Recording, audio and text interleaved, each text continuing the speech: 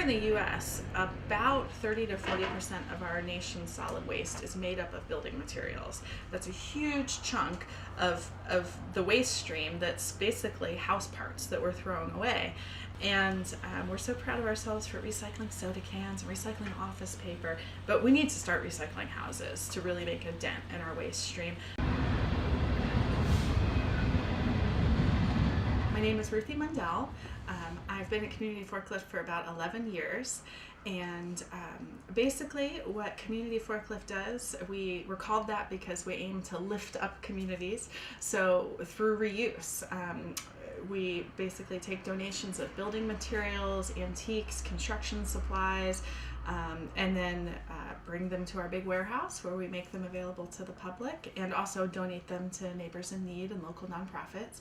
And we do that in order to create green jobs, to keep perfectly good stuff out of the landfill, and to make repairs more affordable for folks, and also to just educate people about the possibilities of reuse. Basically, we take anything that would have once been used in a house, in a residential building, that's related to the structure. So anything you would have found at a hardware store, anything you might have bought at a big box, Home Depot or Lowe's, everything from lumber to kitchen cabinets to hardware and nuts and bolts and all sorts of stuff. If it's something that's come out of a house and it can be reused in another house, chances are we're probably interested.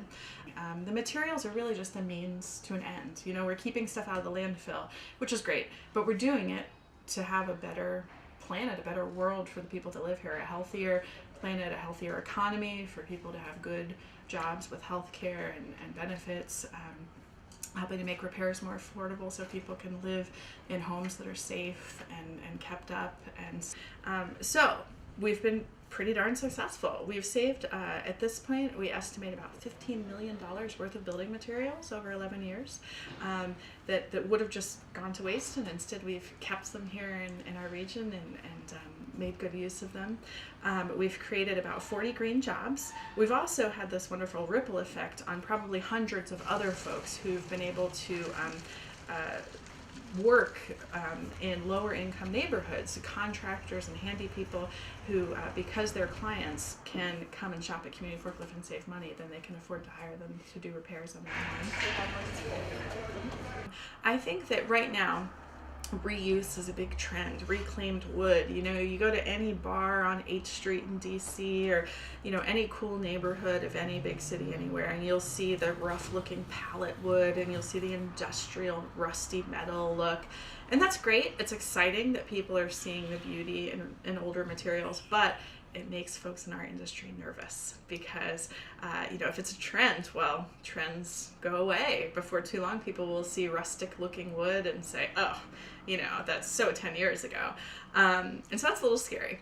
But folks who are viewing this film, if they're younger, if they're students, you're not yet at the point where you're buying houses and fixing them up. But when you get there, I want you to realize that reclaimed is not just a trend that existed when you were in college, but it's something that's really important for our generations to come.